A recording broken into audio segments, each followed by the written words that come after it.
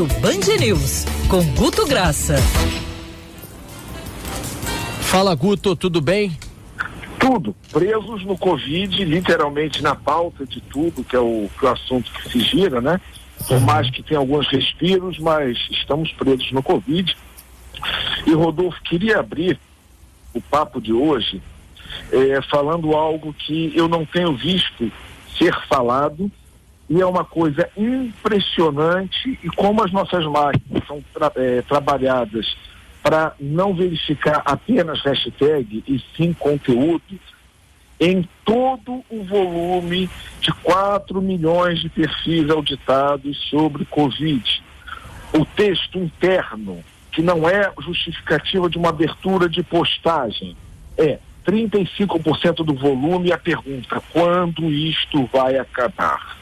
Isto demonstra um sentimento que as pessoas estão tendo com Covid, que justifica até atos insanos de ocupação de rua, de aglomeração, porque em 35% a falta de capacidade de previsão no ser humano adulto é uma das coisas que mais o assusta. Então a gente fica naquele momento Zeca Pagodinho, deixa a vida me levar.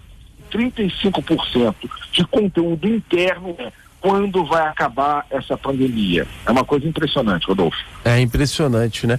Agora, ô Guto, tem tido alguma discussão agora, nesses últimos dias, até essa palavra citada agora há pouco pela Thaís, que todo mundo tem um certo incômodo, é verdade, essa coisa de lockdown, isso entrou na discussão, entrou no debate, gente apoia, gente é contra? Rodolfo, eu até, pessoalmente, na semana passada, eu postei uma coisa que é uma razão matemática. Número de casos, curva ascendente na cidade do Rio de Janeiro, revelando que leitos de hospitais estão lotados. O fechamento do lockdown, as pessoas ainda não entenderam, não é contra o vírus, é contra o colapso. Entendeu? Ou seja, muita gente já vendo isso como uma possibilidade já sendo aventada, com todo o desconforto que isso possa causar. Lockdown, Rodolfo, isso a gente tem que entender, é matemático, não é porque um dia o governador Witzel ou o governador Dória acordaram e falaram: vamos fechar tudo que a gente está com vontade. Ninguém quer isso. Agora, Guto... Desculpa, Fábio. Até aproveitando isso que você está falando, ninguém quer isso, e até para criar vamos dizer assim, um informativo / constrangimento para quem mora em determinadas regiões, a prefeitura ela divulgou hoje, mandou até pra gente as imagens, nos relógios digitais da cidade vai ter um informativo do fluxo de pessoas na cidade. O que significa isso? Naquele relógio que tem a temperatura, que tem a propaganda, tem a hora ali, vai ter a carinha, né, um emojizinho falando: nesse bairro 83% de isolamento. Aí, por exemplo, vem uma carinha, um emoji feliz. Em outros bairros onde já há 70%, aí a carinha já é de preocupação. Em bairros onde isso já nem chega a 70%, aí já é a carinha de tristeza. A ideia é de mostrar para os moradores que naquela região a situação está um pouco mais grave, ou que em outros casos está um pouco mais dentro do que foi orientado pela Secretaria também de Saúde do Estado, pelo governo e pelas prefeituras, né? Thaís, a ideia é ótima, sobretudo se as pessoas respeitarem e conseguirem seguir. Porque olha que incongruência, Thaís. Semana passada teve a explosão dos nomes e rostos de pessoas com casos de Covid, com óbitos, relatos, ou seja, saiu de ser número, em especial no Rio de Janeiro, e começamos a ver rostos, pessoas, famílias destroçadas, ok? Dessa semana que passou para a atual, a sensação de medo aumentou em 15%. Você fala, as pessoas vão ficar mais em casa, ok? O que a gente viu? Auditado com chance, aqui a gente tem uma chance de erro de 5%. A gente teve uma estimativa que houve um aumento de 20% de circulação de celulares na zona sul do Rio de Janeiro de uma semana para outra. Ou seja, é quase que incongruente. A gente viu o nome as caras das mortes, aumentou o medo e ao mesmo tempo aumenta o deslocamento. Isso a gente já está considerando o delta inicial do deslocamento das pessoas que usam para aplicativos. É uma coisa que me assusta um pouco. Agora você mandou aqui que, apesar de tudo com relação ao Covid, a situação da discussão entre Moro e Bolsonaro acabou tomando as redes nos últimos dias também, né? Lamentavelmente. Por que lamentavelmente, Rodolfo?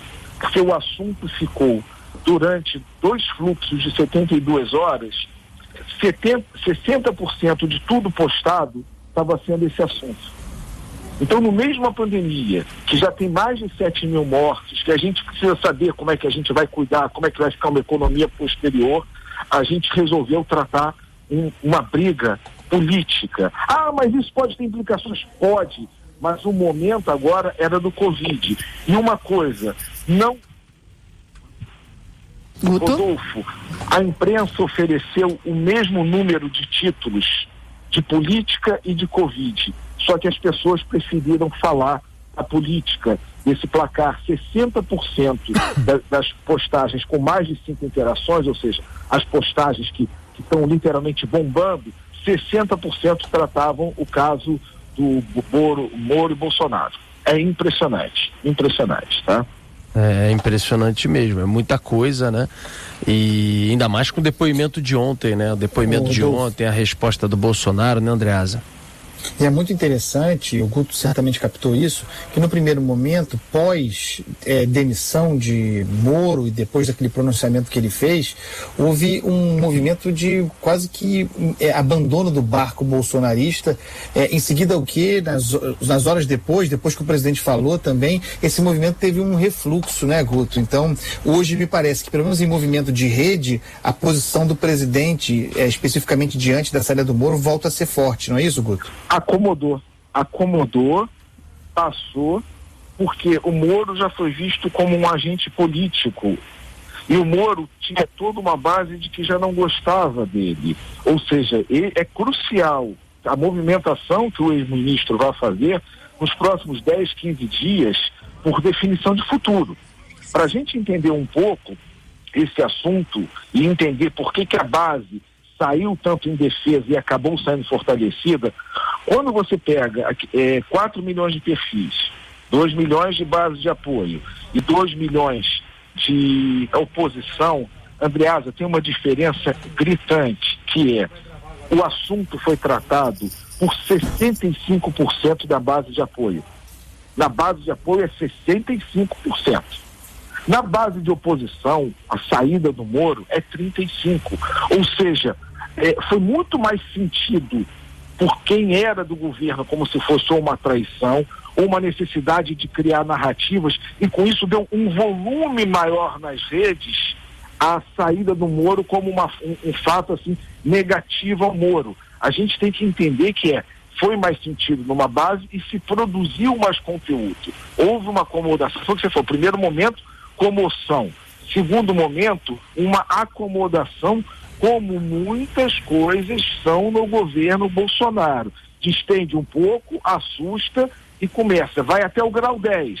Depois a gente se assusta com 10 e volta para o 8 e começa a achar o 8, que era normal, já como se fosse anormal. É uma viagem muito estranha isso, Andreasa. Que coisa curiosa. Guto, um abraço para você até quarta-feira que vem. Rodolfo, posso deixar aqui uma pergunta, que essa foi algo que bombou muito na gente e eu não consegui encontrar uma resposta? Claro. Por que a bandeira de Israel e dos Estados Unidos na mão do Bolsonaro? Essa pergunta não é contra Bolsonaro, né?